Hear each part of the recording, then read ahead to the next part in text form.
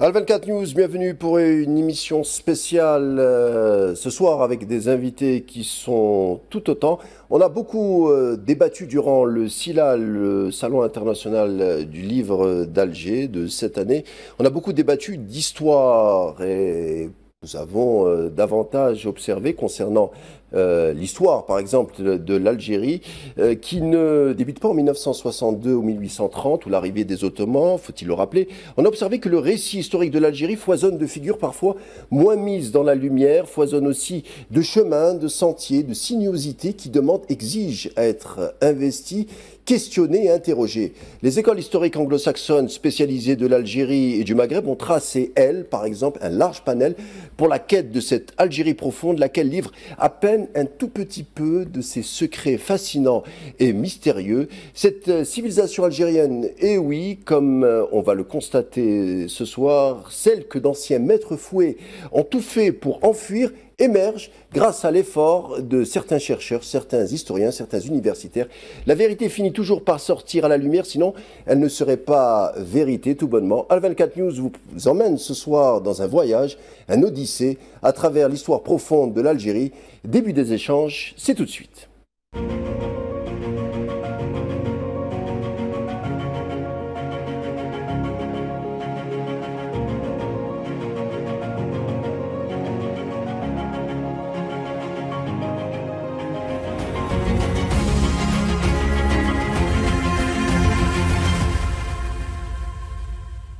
Comment faire de l'histoire, comment adopter, construire et nourrir une perspective historique et finalement comment décoloniser l'histoire? Eh bien, pour en parler, je reçois tout d'abord à ma droite Olivier Glock. Bonsoir. Bonsoir. Bienvenue. Merci de m'avoir invité. Alors, vous êtes chercheur américain à l'université de Duke. Vos travaux se sont penchés notamment sur la représentation dans la littérature anglo-saxonne du colonisé, mais aussi à travers une certaine littérature française. On va en parler avec vous ce soir. Vous êtes venu avec un livre, Oublier Camus, dont on va parler, on va débattre avec vous ce soir de son contenu. Merci en tout cas d'avoir répondu présent. Merci. À ma gauche, faut-il encore le présenter, Hosni Kitouni, historien, auteur, témoin aussi, c'est tout ça à la fois. Hosni Kitouni qui nous vient avec un livre qui s'intitule, on en a déjà parlé sur Al24 News, qui s'intitule « Ce que la mort m'a pris de toi », entre autres. Hein. On va parler de ce témoignage fort, bouleversant et beaucoup d'autres choses. En tout cas, merci d'avoir répondu présent. Hosni Kitouni. Merci pour votre invitation. Toujours un plaisir. Et enfin, pour clore le trio, il s'appelle James McDougall, chercheur et enseignant d'histoire moderne et contemporaine à l'université de Princeton, Londres, Oxford, excusez du peu, hein, spécialisé de l'histoire du Maghreb, du monde arabe et du colonialisme français. Alors vous interrogez à travers vos ouvrages l'histoire urbaine et rurale dans la mémoire de l'histoire de l'Algérie. Vous remettez au goût du jour la dynamique ville-campagne, ça nous rappelle pour ceux qui connaissent l'approche de Ibn Khaldoun. On va en parler avec vous ce soir. En tout cas, merci d'avoir répondu présent. Merci pour l'invitation. Alors, rapidement, nous rentrons dans le vif du sujet. Vous avez compris, on va parler d'histoire, mais pas que. Alors, première question, elle s'adresse à vous, Hosni Kitouni. Alors, on l'a dit, vous êtes intéressé à l'approche de l'historiographie anglo-saxonne concernant l'Algérie. Première question simple, qu'est-ce qu'elle a de si particulière, cette école anglo-saxonne, comparativement aux autres écoles quand il s'agit d'étudier l'histoire? Essentiel. Essentiel parce que nous sommes, depuis 1830, enfermés d'une histoire qui est écrite sur nous, mais sans nous. Une histoire écrite d'abord par les officiers, ensuite reprise par des colons, ensuite l'université d'Alger, institutionnalisée. Et en certes, l'histoire de la colonisation de l'Algérie a été écrite fondamentalement, presque majoritairement, par des auteurs français. Des auteurs algériens de la colonisation sont avant 1962 sont très rares, exceptionnels. Mohamed Cherif Sahli a écrit quelques lignes, Mustafa al-Sharaf a aussi écrit quelques textes, quelques études. Je ne parle pas des écrivains, des auteurs islahistes qui n'ont pas écrit sur la colonisation. Ils ont écrit sur l'Algérie d'avant 1830. Et donc, en 1962, il n'y avait pas d'histoire de l'Algérie coloniale écrite par les Algériens. Et nous avons continué, malheureusement, à étudier notre histoire à travers Charles-André Julien, Charles-Aubert Ageron, etc. Et donc, moi, je me suis intéressé, je me suis dit, mais finalement, en dehors de la France, qu'est-ce que les auteurs anglais, que ce soit d'Angleterre ou des USA, ont écrit sur l'Algérie? Et c'est absolument fabuleux. C'est absolument fabuleux, non pas par la quantité, mais par la qualité des travaux. La qualité des travaux, chez les auteurs anglais, américains, il n'y a pas le préjugé que l'on retrouve habituellement chez les auteurs français qui ont ce sentiment de nous connaître, de bien connaître les Algériens. Ils disent toujours nous connaissons. Et finalement, quand on les étudie, c'est terrifiant. Mes collègues pourraient en parler. Les auteurs français ne se lisent qu'entre eux. Ils ne lisent pas ce qui est écrit sur la colonisation en dehors du champ francophone. Il y a huis clos. Et oui, et rares les travaux anglo-saxons qui ont été traduits. Et donc, je me suis intéressé à ça et je me suis rendu compte qu'on avait, non pas, c'est pas une histoire, c'est une histoire avec d'autres perspectives, d'autres problématiques qui sont moins marquées par l'historiographie française. Olivier Glock, commençons par évoquer la résistance anticoloniale à travers certaines figures, hein, pour commencer notre échange. Alors, on l'a dit, hein, vous partez, vous, dans votre réflexion, vous nous faites revisiter certaines figures, vous parlez de l'émir Abdelkader et surtout de Toussaint Louverture.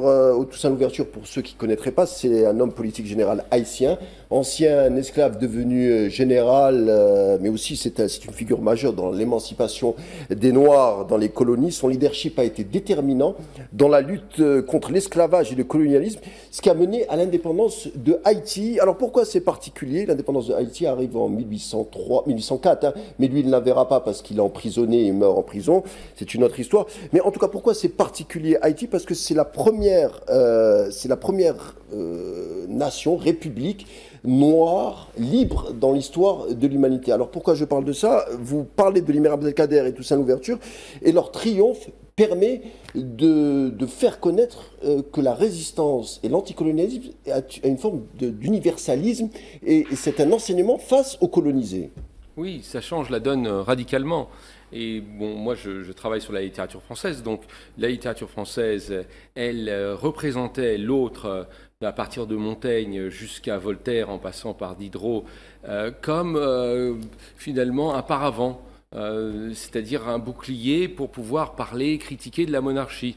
Et dès qu'on arrive à la révolution haïtienne, comme vous le dites fort justement, la première révolution, et ici c'est un phénomène que Hegel observe lui-même, c'est-à-dire le passage de l'état d'esclave à l'état de maître, et dans la littérature, c'est pour l'autre le passage d'objet à sujet.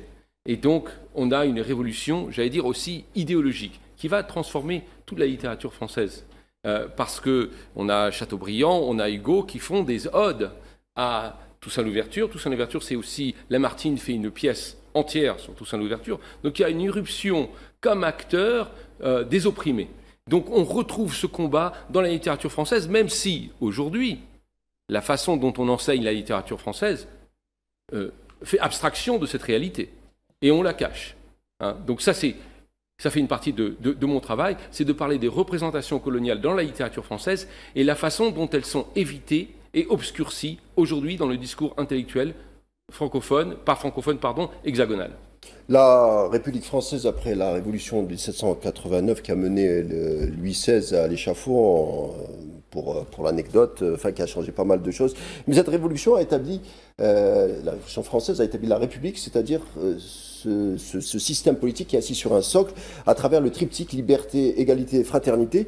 Et les figures comme Toussaint Louverture, comme l'émir Abdelkader, avec leur forme de combat et de résistance, ont insufflé une dose de réveil chez beaucoup d'intellectuels français de l'époque en disant que peut-être notre gage civilisationnel, notre gage de supériorité n'est pas celui qu'on croit, puisque certains colonisés se révoltent, et surtout quand, par exemple, Salammbô avec Flaubert ou d'autres intellectuels, quand ils s'interrogent sur les causes du combat anticolonial, ils disent que peut-être ces gens-là ont finalement raison et que peut-être notre supériorité est à relativiser. Oui, ou peut-être j'allais dire, à éteindre complètement. Pour revenir sur la Révolution française, en 1792, il y a quand même une date importante, c'est l'abolition de l'esclavage, que Napoléon rétablit en 1802. Donc, à partir de ce moment-là, la Révolution française, ou ce qu'il en reste, perd sa nature subversive et sa force. J'allais dire sa force révolutionnaire, et devient un empire. Napoléon est une sorte de synthèse de la monarchie et de la révolution, et donc on arrive finalement à un système oppressif, et cette force révolutionnaire, elle disparaît, j'allais dire pour ainsi dire, de la France, et on la retrouve bien sûr dans Toussaint Louverture et chez l'émir Abdelkader. Cet universalisme est repris donc, et quitte la France. Et donc les mots liberté, égalité, fraternité deviennent vides de sens dans la République française. Mensonger, osons le terme. Oui, alors avec des allers-retours. C'est-à-dire en 1848, on retourne à l'abolition de l'esclavage. Aussi là, avec Lamartine qui commence, et Villiers de l'Isle-Adam qui font signer des pétitions. Donc il y a des allers-retours, après c'est rétabli. Mais vous mentionnez Salammbô. Donc Salammbô, c'est le grand roman de Flaubert, un roman a priori rébarbatif, qui nous parle de quoi? Qui nous parle de la révolte des mercenaires entre deux guerres puniques, donc guerre contre Rome et Carthage.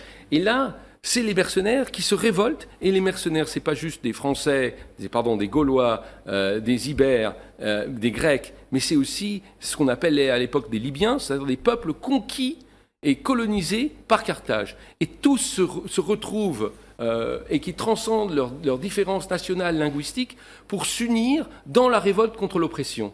Eh bien, ce roman que Flaubert écrivait, il parlait en fait de la révolte de l'émir Abdelkader contre Bugeaud, quand il parle de Matos, le leader libyen, contre le général Hamilcar, et il parle donc de la révolte universelle des opprimés. Et quand on lit ce texte, on pense tout de suite à l'émir Abdelkader, et puis on pense donc au passé, mais on pense aussi au futur. On pense à Bandung, on pense à la tricontinentale, et plus qu'autre chose, on pense à l'Algérie, qui, avec les Indochinois, sont les premiers à mettre à bas le système colonial mondial. Et donc là, Salammbô, c'est un livre qui a une explosivité qu'on ne reconnaît bien sûr pas en France, où on en fait un monument dont on ne parle pas. Donc ça, c'est la force de la littérature aussi. Ça permet de dire des choses qui étaient indicibles sous le Second Empire. On aurait pu parler aussi de Victor Hugo, qui s'intéresse et qui encense l'émir Abdelkader, et il se dit peut-être que ces opprimés sont plus porteurs de l'universalisme que nous, qui sommes venus les coloniser au nom de la civilisation. Alors, Hugo, c'est une sorte de transition, parce que Hugo se sert de la figure de l'émir, qu'il le représente comme un fauve, comme un tigre, et le petit loup de Napoléon III. Donc c'était une force, il y a encore ce côté politique intérieur, et c'est aussi la peur. Ça, c'est la peur de l'autre et de la force de l'autre. C'est la peur de l'émir et de la force de l'émir qui fait que Hugo en parle. C'est en fait Fanon qu'on retrouve avant l'heure. Fanon qui retravaille la dialectique maître-esclave de Hegel et qui l'actualise pendant la guerre d'indépendance en disant eh bien, c'est par l'action collective, c'est en faisant peur aux maîtres qu'on va exister et qu'on va pouvoir renverser la vapeur. Et c'est ce qui se passe là, et ce qui est prouvé rétrospectivement dans le fait que Hugo, le plus grand poète français, est obligé de prendre en compte John Brown, Toussaint Louverture, et l'émir, bien sûr, la figure la plus effrayante pour lui, qu'il respecte, mais avec peur. On va parler d'autres figures littéraires plus ambiguës tout à l'heure concernant le colonialisme, bien entendu. Alors, James McDougall, en tant qu'historien de l'islam et du Maghreb, je voudrais rester un tout petit peu, si vous voulez bien, sur la figure de l'émir Abdelkader. Déjà, est-ce que peut-être vous avez un commentaire à faire sur ce que vient de dire notre ami à votre gauche sur ce qu'il a raconté sur l'apport des opprimés en termes de gage universel sur le... Tout à fait, mais je pense que Olivier l'a très bien dit. Pour moi, ce passage entre la Révolution française, l'Empire de Napoléon et les années 1830 sont vraiment un moment charnier dans l'histoire de l'Algérie, dans l'histoire de l'Europe et dans l'histoire surtout d'une construction en Europe d'une image de l'Europe comme acteur universel de l'histoire, comme détenteur seul de la civilisation, qui est une conception, une définition de l'avancement historique qui vient de se mettre en place en fait à ce moment-là. C'est en 1830 que François Guizot, homme politique et historien français, publie son Histoire de la civilisation en Europe. C'est en fait le premier ouvrage qui traite de la civilisation comme appartenant à un certain groupe de peuples, certaine population, un certain ère culturel séparé des autres. Ce qui n'était pas du tout l'acceptation de cette idée avant le XVIIIe siècle. Et par hasard, c'est exactement au même moment qu'on entame la conquête de l'Algérie. Donc toute cette histoire entre la révolution haïtienne et la conquête de l'Algérie, il y a un retournement en Europe même dans les idées de ce que c'est que la civilisation, on a parlé tout à l'heure, et les conceptions de comment les Européens se pensent face aux autres peuples, aux autres civilisations, aux autres cultures. L'altérité n'existe pas par rapport aux Européens. Une altérité qui commence à se construire de façon absolue à ce moment-là et qui ne sera pas cassée avant justement les guerres de décolonisation au milieu du XXe siècle. Alors on va rester un tout petit peu encore, comme je disais, avec l'émir Abdelkader, où il signe en 1837, vous connaissez bien cette séquence-là historique, il signe en 1837 le traité de la Tefna avec son ennemi, le Bugeaud. Alors rapidement, Bugeaud reconnaît le contrôle de l'émir Abdelkader sur l'Algérie intérieure. Et le traité de la Tefna sera rompu des années plus tard, mais c'est une autre histoire. Alors quand Bugeaud revient en France, il doit s'expliquer face aux parlementaires, aux militaires. Ils lui disent « mais tu lui as trop donné, tu as été trop avantageux par rapport dans les négociations ». Et Bugeaud, il a cette phrase extraordinaire « vous, parlementaires, vous ne savez pas à quoi nous sommes confrontés là-bas. Cet émir Abdelkader a quelque chose qui en impose ». Il leur dit ça. Et des années plus tard, en 1848, quand Bugeaud se sort de l'environnement de la guerre coloniale, il a cette phrase extraordinaire. C'est Charles-Henri Churchill qui le dit. L'émir Abdelkader est certainement l'une des grandes figures historiques de notre époque. On le voit, ce sont un peu les certitudes coloniales qui sont tanguées, secouées par les combats encore des opprimés. Je veux dire par là que c'est l'émir Abdelkader qui donne une leçon d'universalisme à ces bourreaux, aux porteurs de la colonisation. Oui, bien sûr. Et en même temps, il y a plusieurs choses qui se passent en même temps. C'est-à-dire que Bugeaud... C'est très intéressant, Bugeaud. Déjà, les acceptations de ce qui se passe dans les traités, les deux traités en fait que signent l'émir Abdelkader avec les Français, le traité des Michel avant et puis le traité de la Tafna après, où dans la version arabe du texte, l'émir en fait assoit sa souveraineté sur l'intérieur du pays. Et dans son droit de croire que sa souveraineté à l'intérieur du pays a été reconnue par la France. Et les généraux des Michel dans un premier temps et Bugeaud après, rentrent en France pour expliquer aux Français que en fait c'est l'émir qui aurait reconnu la souveraineté de la France sur l'Algérie, ce qu'il ne fait absolument jamais. Et les différences de lecture, enfin c'est toujours comme ça dans l'histoire des diplomatiques, la phraséologie peut être porteur de beaucoup de choses. Donc il y a une... Le sens des mots. Le sens des mots, exactement, est prête à des acceptations, à des interprétations différentes. Et d'ailleurs, c'est ce qui sera à la racine de la rupture du traité de la Tafna en 1839, donc en 1837. Donc, En même temps, il y a cette reconnaissance que vous venez d'évoquer, le fait qu'on voit dans l'émir un grand guerrier, quelqu'un d'absolument imposant. On veut absolument, en même temps, le faire rentrer dans un récit qui est quand même contrôlé, comme l'a dit Hasni Koutoumi tout à l'heure, par les Français, par la force de la colonisation, par la force de la conquête.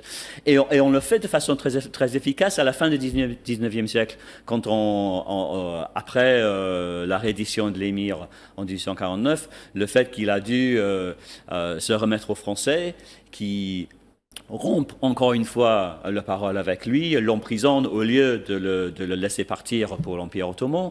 Il finit par s'installer à Damas, comme c'est très bien connu, comme le grand protecteur de la communauté chrétienne de Damas pendant les violences communautaires de 1860.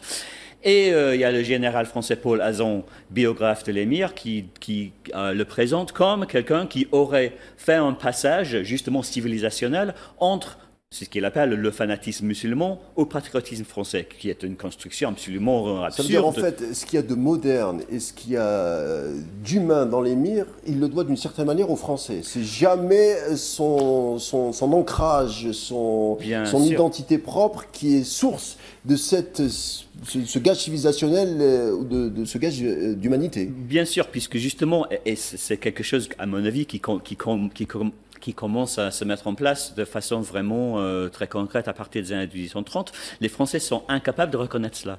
Et c'est justement au même moment que il y a toujours des Algériens, il y a un Ahmed Boudarpa par exemple, oui, commerçant algérois qui est marié à une Française, qui fait du commerce avec les Français au moment de la conquête déjà, Hamdan Khodja qui est un fakir, un docteur en droit islamique, mais aussi quelqu'un qui est multilingue, qui a voyagé en Angleterre. Qui a écrit le miroir, on en parlait Platon disait que c'était foisonnant de sources. Et qui évoque dans ce livre Le Miroir, qui est une sorte d'exposition exposition de l'état de la société et de la politique algérienne au moment de la conquête pour les Français, qui cite Benjamin Constant pour dire nous on parle le même langage que vous, on connaît très bien vos valeurs dites républicaines, vos valeurs dites libérales, que vous êtes en train d'essayer d'ancrer dans votre société elle-même, et que vous refusez absolument à reconnaître chez nous. Donc il y a cette méconnaissance et ce dialogue impossible. Un dialogue impossible parce que à ce moment-là, les Français, et c'est pas seulement les Français, et en Angleterre c'est exactement la même chose qui se passe en même temps, aux États-Unis aussi, il y a cette certitude colonialiste dont par les Hasni Koutoumi qui est en train de se mettre en place et qui rend justement impossible non seulement la reconnaissance, mais la visibilité de l'autre et de l'ouverture universaliste de l'autre, du monde musulman en particulier, des esclaves, ex-esclaves en Haïti. Donc, et encore une fois, ce sera encore plus d'un siècle avant que cela ne soit rompu. Monsieur Koutoumi, peut-être un commentaire. Allez-y, allez-y, je vous en prie. Je veux intervenir. Je crois que Bugeaud est le théoricien du pouvoir d'exception et de la racialisation. Il y a, en France, il y a une pensée universaliste. On voit l'autre à travers les valeurs, les principes de la civilisation, de la culture française. Bugeaud renverse la perspective. Il dit, nous ne pouvons pas voir les colonisés à travers les valeurs et les principes, nos valeurs d'universalisme. Les Arabes sont différents de nous, sont une autre race, sont une autre culture. Et on ne peut les dominer, les soumettre, qu'en partant de leurs propres valeurs ou de ce qu'ils supposent être leurs valeurs. Et donc, il dit, les Arabes, les musulmans, les chrétiens sont des barbares. Leurs principes, leurs valeurs sont des principes barbares. Et nous allons nous conduire à leur égard, non pas depuis nos valeurs d'universalisme, mais à travers ce qu'ils supposent être leurs valeurs, c'est-à-dire de la barbarie, de la civilisation, etc. Et c'est par ce processus-là qu'il va légitimer la violence coloniale, la violence d'exception, comme étant une violence circonstancielle, spatialement marquée, différente de la violence légitime d'État qui s'exerce dans la société française, etc. Cette dichotomie, cette séparation, c'est-à-dire de penser l'autre comme autre inférieur, est au fondement de la doctrine de Bugeaud qui justifie, qui va ensuite alimenter toute la culture coloniale, toute la culture française. Je termine là-dessus. Donc, l'universalisme est un discours. C'est un discours de légitimation. Dans la réalité, le rapport à l'autre est une culture racialisée. C'est une culture qui instaure l'autre en tant que différent, et l'autre non seulement différent, mais inférieur. Donc la différence est une infériorisation. Alors, Sneakitoni disait que Bugeaud légitimait en quelque sorte la violence, mais cette violence, on la trouve à travers tout le siècle suivant en France. Quand on voit par exemple le discours au sein du Collège de France avec Ernest Renan, avec Jules Ferry qui hiérarchisait les races, ce sont entre guillemets des figures de gauche. Et pourtant cette violence elle est là, c'est-à-dire on n'admet jamais l'égalitarisme comme le prônait pourtant la Révolution française.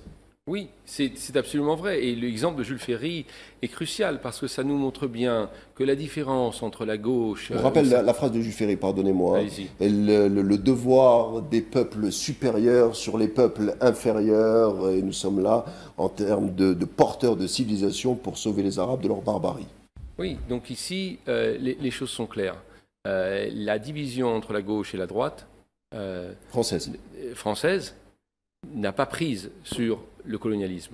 Et il faut attendre une cinquantaine d'années pour qu'il y ait vraiment, avec le Parti communiste pendant la guerre du Rif, une vraie... Timidement, pardon, Olivier, parce que le Parti communiste, quand même, vote les lois d'exception. Hein. Ah oui, il vote les Moi, voilà. Là, je parlais de la guerre du Rif. Il y a eu une période où le Parti communiste a été clair, au début des années 20. Mais alors, du début jusqu'à la fin, il y a vraiment un mouvement de solidarité avec Abdelkrim, mais sinon, effectivement, il y a cette ambiguïté. Mais on attend là l'exemple de Ferry qu'on retrouve et qui est dénoncé pas par l'historiographie française, pas par les livres d'histoire, pas par les romanciers actuels, mais par un écrivain colonialiste qui s'est mêlé dans des manœuvres politiques extrêmement douteuses en tant que chroniqueur quand il était en Algérie, et donc je parle ici de Guy de Maupassant, qui, dans Bel Ami, décrit la méthode coloniale, les manipulations médiatiques, les manipulations en bourse, et fait une critique au vitriol de l'hypocrisie d'un certain Jules Ferry. Donc on retrouve dans la littérature une capacité de critiquer l'impérialisme français qu'on ne retrouve pas sur la scène politique française. C'est-à-dire même aujourd'hui, il y a très peu d'hommes et de femmes politiques qui vont remettre en cause Jules Ferry parce que c'est aussi le père de l'école publique. Donc on a toutes les contradictions françaises ici. Et finalement, c'est aussi l'universalisme français n'est plus. Il se rétrécit. Il est porté, comme on le disait, par d'autres figures, par d'autres pays. Il est éteint à ce niveau-là. Il y a un renouveau colonial à partir de Jules Ferry, et c'est l'extinction des ambitions universelles françaises. Ça devient un mot absolument vide de sens. On pourrait même dire que c'est un masque pour l'impérialisme. On aurait pu parler aussi de Tocqueville, peut-être on le fera dans quelques minutes. Alors, James McDougall, vous dialoguez, vous, d'une certaine manière, à travers vos travaux avec l'Algérie, en étudiant par exemple la relation entre l'urbanisme, enfin de la mémoire, l'urbanisme et l'espace. C'est bien une approche de Ibn Khaldoun, hein, le penseur du XVe siècle. C'est lui un peu qui invente cette manière, ce paradigme de voir les choses et qui pose la dynamique entre la ville et la campagne, ou la tribu ou la dynastie. Alors, rapidement, hein, selon le penseur Ibn Khaldoun, rapidement. Hein, alors, le rapport entre la campagne et la ville explique un peu le déclin, ou en tout cas l'avancée ou le progrès d'une civilisation. Et quand il y a par exemple un déclin du réseau urbaniste, c'est la civilisation un peu qui en tarit. Et vous placez un peu ça, cette perspective, ce paradigme, sur l'histoire de l'Algérie, même de la période coloniale. Vous parlez d'une période un peu complexe pour les populations algériennes. Est-ce que vous pouvez nous en dire? Oui, un peu. C'est-à-dire que je pense que dans le schéma classique d'Ibn Khaldoun, qui effectivement dresse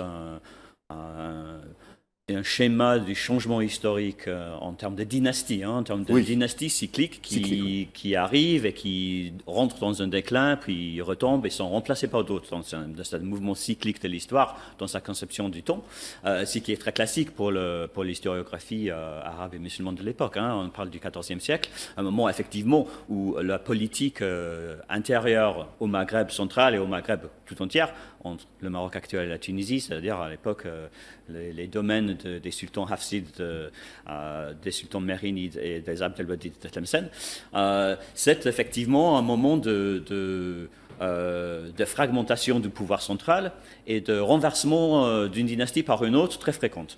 Et pour Ibn Khaldoun, qui voit ça comme une sorte de déclin généralisé de la civilisation musulmane, il pense qu'il vit en quelque sorte dans une fin du temps. Il va avoir quelqu'un peut-être qui viendra de l'Est pour retrouver la asabiya, la solidarité tribale des gens guerriers, pour refonder un grand empire comme l'empire des Almohades ou les Almoravides qui avaient dominé sur le Maghreb au XIe et XIIe siècle. Il pense d'ailleurs le trouver dans le grand guerrier mongol Tamerlan, qui est plutôt dans la destruction des villes que dans autre chose. C'est fascinant ce que dit Ibn Khaldoun, parce que pour lui, la vie rurale, ça symbolise la solidarité, l'homme proche de la nature. C'est un peu ce que disait des siècles plus tard Karl Marx et même Mao Tse-tung. Mao Tse-tung commence sa révolution en s'appuyant sur la ruralité, alors qu'Ibn Khaldoun, il est moderne et avant-gardiste sur cette pensée. C'est clair. Et en fait, on a beaucoup rapproché la pensée d'Ibn Khaldoun à plusieurs égards au dicton de Marx sur le changement historique, sur la matérialité des changements historiques, sur les facteurs matériels du changement dans la relation entre les populations, les moyens de production et le potentiel révolutionnaire. Donc évidemment, on a parlé d'Ibn Khaldoun comme premier sociologue, premier politiste, comme premier fondateur d'une science économique avant la lettre, comme le premier penseur de toute façon à mettre, après Thucydide dans l'Antiquité, et avant le 19e siècle, l'histoire ou la science historique, la connaissance historique sur des bases un peu scientifiques, c'est-à-dire qui dépassent la chronique, dépassent simplement une chronique des dynasties pour interroger quelles sont les raisons profondes. Voilà, les raisons profondes des causes, les vecteurs sociaux, surtout du changement politique et du changement entre justement les sources de pouvoir de solidarité tribale qui se situent et qui prend son énergie de la vie active dans la campagne et qui s'empare des cités et des villes pour puis vivre dans le luxe qui mène vers la décadence et finalement le déclin. Donc c'est ça le schéma cyclique. Pour moi, ce qui est plus intéressant en fait, c'est de dire... En Andalousie, on voit un peu ça quand même. Ce schéma se calque sur l'Andalousie. On peut utiliser ce schéma pour analyser l'histoire dynastique du Moyen-Âge un peu partout. Et d'ailleurs, c'est une sorte de poétique de la nostalgie d'un certain âge d'or. Un âge d'or, une remontée, une fondation et puis un déclin qu'on trouve partout, justement dans la littérature arabe de l'Andalousie. L'Andalousie perdue, les gloires qu'on devrait retrouver, qui est très fort dans la littérature des Umayyads, mais qui renvoie aussi à la perte du califat Umayyad au Damas, bien avant la fondation même du califat Umayyad à Cordoue. Donc voilà, il y a une certaine poésie, une certaine esthétique à cela aussi. Mais c'est aussi cette ruralité, c'est vrai qu'il y a un côté esthétique, une poésie, un mythe, c'est ce que vous dites au fond, mais cette ruralité, Sneaky vous qui avez travaillé sur l'histoire, cette ruralité, c'est de là que vient aussi la résistance algérienne, la rébellion, et même la pensée presque politique algérienne, parce que ce sont des gens qui sont ancrés dans le réel, qui sont ancrés sur le terrain. L'avantage du travail comme ça, de revenir à Ibn Khaldoun, revenir aux sources locales.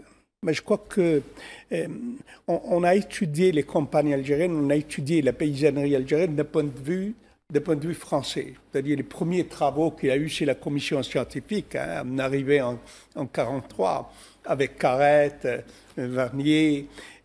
On a commencé à réfléchir sur l'Algérie à partir non pas de la culture, de la perception locale de ce qu'ont les gens, de ce qu'est la société, mais de réfléchir à partir de catégories importées.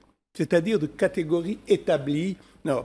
Et à c'est Malik partir Ben de Nabi là, aussi qui tirait la sonnette on a eu d'alarme. une vision totalement fausse, par exemple, hein, la séparation kabyle-arabe, par exemple. Quand on arrive Carrette, première chose que fait Carrette, c'est faire la carte des tribus. Or, territorialiser une tribu. La territorialisation des tribus est une absurdité. Parce que la tribu n'est pas enfermée dans un espace cadastré, elle est enfermée dans un espace, en interaction. Le réseau. En interaction, C'est le réseau. en relation complexe, familiale, culturelle, etc. Et la territorialité enferme quelque chose qui en fait la dépasse. La tribu n'est pas un espace fermé. Clos. C'est une relation. Effectivement, c'est une histoire personnelle, familiale, plus que familiale, de clan, etc. Mais c'est aussi une interrelation. Par les mariages, par l'échange commercial, par l'échange de loyers services, etc., qui fait que il y a une interaction entre les tribus et les enfermer dans une territorialité, c'est comme les couper de leurs racines. Et on a comme ça une perception de l'Algérie qui a été imposée par les travaux. On a même l'interprétation de Khaldoun, d'Ibn Khaldoun, l'interprétation des Français qui ont fait de leur interprétation à usage de domination. Donc moi je crois que l'impératif, c'est comment écrire l'histoire à partir des sources locales, de la culture locale, bien entendu avec la méthodologie scientifique, etc. C'est absolument indiscutable, mais il y a un impératif de repartir des conditions historiques propres, des cultures, des valeurs, de la compréhension de la population pour essayer de saisir. Je reviens à l'autre élément. Vous savez, bien, la division de population entre Maures, Arabes, Kabyles, c'est une division totalement absurde. Surfaite. Qui n'a aucun sens historique. Comment diviser en arrivant, pour les Français, les Kabyles, c'était tous ceux qui habitaient la montagne. C'est ça. Kabyles, ceux qui habitent les montagnes, ceux qui habitent les hauts plateaux, c'est les Arabes, ceux qui habitent les villes, c'est les Maures. Comme ça. Classification complètement fausse si on lit par exemple Hamd al-Khoja dans le miroir. Hein. Après, ils ont affiné leur définition au moment où on voulait pénétrer en Kabylie à partir des années 43 puis 47. 43, oui. On s'est mis à étudier la Kabylie. Mais qu'est-ce que c'est que la Kabylie? Et puis on a construit toute une mythologie autour de la Kabylie. Donc c'est revenir aux sources locales.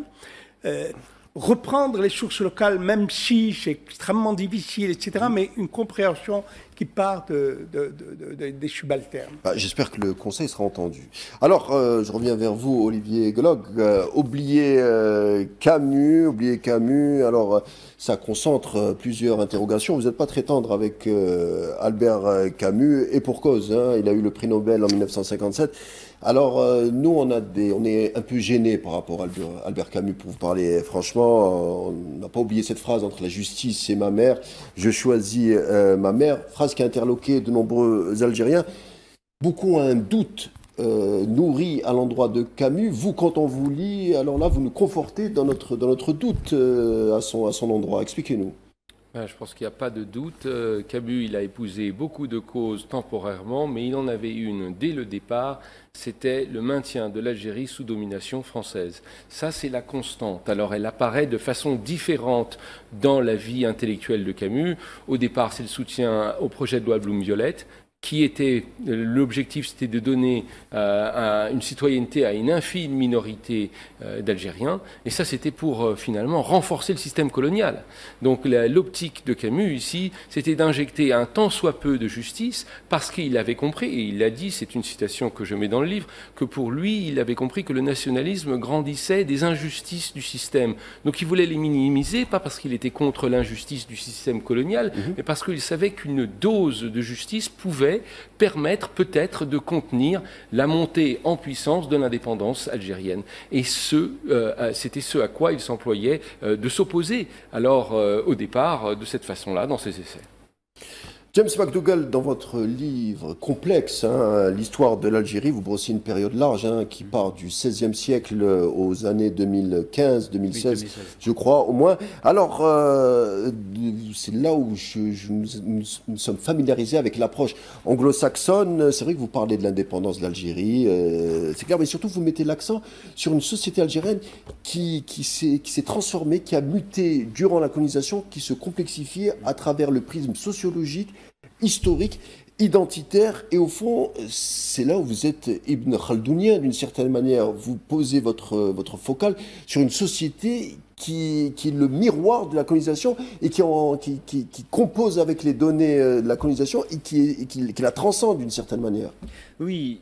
Enfin, c'est très gentil de me mettre un peu dans la compagnie d'Ibn Khaldoun, qui est quand même un penseur beaucoup plus grand que moi. Mais quand même, oui, je pense que, comme le disait tout à l'heure notre collègue Hosni Ktouni, l'historiographie de l'Algérie a été souvent reprise dans des schémas hérités de la période coloniale, ce qui est totalement normal d'ailleurs. On pourrait dire la même chose de l'historiographie de l'Inde, de l'Afrique de l'Ouest, de l'Indonésie. Et surtout dans un schéma qui privilégie une histoire politique beaucoup plus qu'autre chose. Et pour moi, c'est quand même l'histoire sociale, puisque c'est quand même l'histoire de la société qui se transforme, qui s'érige en acteur historique et en acteur politique, et qui fonde une identité politique dans le nationalisme, exactement, qui devrait être au centre de la recherche et du récit. Aucun historien ne fait ça, français, Quand on voit l'approche, il n'y a que les anglo-saxons comme vous, il y en a d'autres, qui partent de ce prisme pour nous dévoiler des choses qui ont été un peu mises à la marge quand on étudie l'histoire de l'Algérie. Oui, je pense qu'il y a une scission peut-être de catégorie ou d'optique ou de méthodologie. Je ne saurais pas très bien l'expliquer, mais je pense qu'effectivement on a scissionné l'histoire de l'Algérie entre les sujets les plus abordables, c'est-à-dire l'histoire politique, l'histoire des partis politiques par exemple, et c'est déjà très compliqué. Si on regarde l'histoire des les partis politiques algériens pendant la fin de la période coloniale, c'est une histoire qui est quand même assez complexe par rapport à d'autres pays sous domination coloniale. Il y a normalement une force en puissance, le Congrès national en Inde par exemple, qui n'a pas vraiment de concurrence, si ce n'est la Ligue musulmane. En Algérie, tu as toujours plusieurs partis, plusieurs chefs, il y a toujours une histoire plus épaisse et plus complexe donc, à saisir. Et donc, pour aller à la recherche d'une histoire sociale qui sous-tendrait cela, qui expliquerait un peu cela, je pense qu'effectivement, c'est plus difficile. Mais effectivement, cette approche de dire il faut commencer, comme je l'ai fait dans ce livre History of Algeria qui est paru en 2017, il faut commencer à la campagne, un peu comme Ibn Khaldoun. Et en fait, j'utilise un cliché que j'ai pris justement devant la grotte qu'Ibn Khaldoun à la Khalat Palestinama pour expliquer un peu la vue sur l'espace du pays, d'où sortent les structures, les dynamiques sociales et historiques qui fondent le pays. Et je pense effectivement que cette histoire l'Algérie a une vieille histoire de la cité-dignité aussi, qui n'est pas limitée évidemment à l'urbanisation coloniale, de la domination coloniale française de peuplement sur les villes côtières comme Alger, Oran ou à Skekta, Fleetfield à l'époque, mais qui remonte évidemment à Constantine, l'époque numide, à Kirta, l'ancienne Kirta, à Tlemcen, des Hamadides, à Nedroma, à Mascara. Et la relation entre ces espaces-là, ces espaces des îlots de villes, de culture citadine, et les réseaux sociaux qui les entourent et qui font partie aussi de leurs échanges commerciaux, des réseaux de savoir musulmans qui sillonnent le pays, de l'implantation du savoir, surtout religieux, et tout ça qui fait la matrice un peu de la société qui résiste, c'est ça en fait, qui, comme le disait tout à l'heure Hosni, c'est ça qui fait la force d'une société qui sait résister quand même à la dépossession non seulement foncière mais aussi idéologique et culturelle coloniale, et qui permet justement, venue la révolution de libération nationale au FLN, de s'implanter dans les campagnes. Merci. En tout cas, j'encourage les auditeurs à vous reporter sur votre travail et sur votre approche, surtout qui est intéressante. Hosni Ktouni, on arrive à la fin de notre émission. Vous nous avez écrit un magnifique témoignage, un livre où on voit que l'histoire et le témoignage humain, la subjectivité, ne sont pas contradictoires. Rapidement, en un mot, qu'est-ce que ça vous a apporté, vous, en tant qu'historien? Vous sortez l'objectivité pour raconter une histoire personnelle et vous faites de l'histoire, malgré tout. La grande histoire a besoin de la petite histoire. La petite histoire, c'est sa matière, c'est sa chair. Et la petite histoire, c'est le témoignage, c'est l'histoire locale. Et cela, c'est la guerre de libération nationale vue par ceux qui l'ont subie. Non pas ceux qui ont conduit la guerre par les armes ou la politique, mais ceux qui ont des femmes, des enfants, des familles, comment ils l'ont vécu dans leur chair, dans leur quotidien. Et finalement, il n'y a de grande histoire que par les petites histoires. Il n'y a d'héroïsme que par les petits gestes du quotidien. Et ce livre-là, c'est les gestes du quotidien, les gestes de résistance, d'amour, etc. À travers les yeux d'un petit enfant, c'est vous, Hosni Kitouni. Ce que la mort m'a pris de toi, c'est votre père qui est parti au maquis. Merci beaucoup, témoignage bouleversant.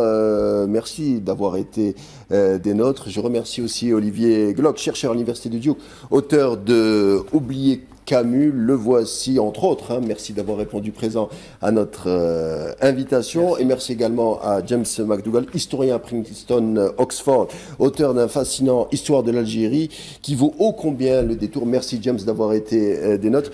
L'émission spéciale de ce soir arrive à sa fin. Merci de votre fidélité. Merci de nous avoir suivis. À bientôt pour d'autres programmes. D'ici là, portez-vous bien.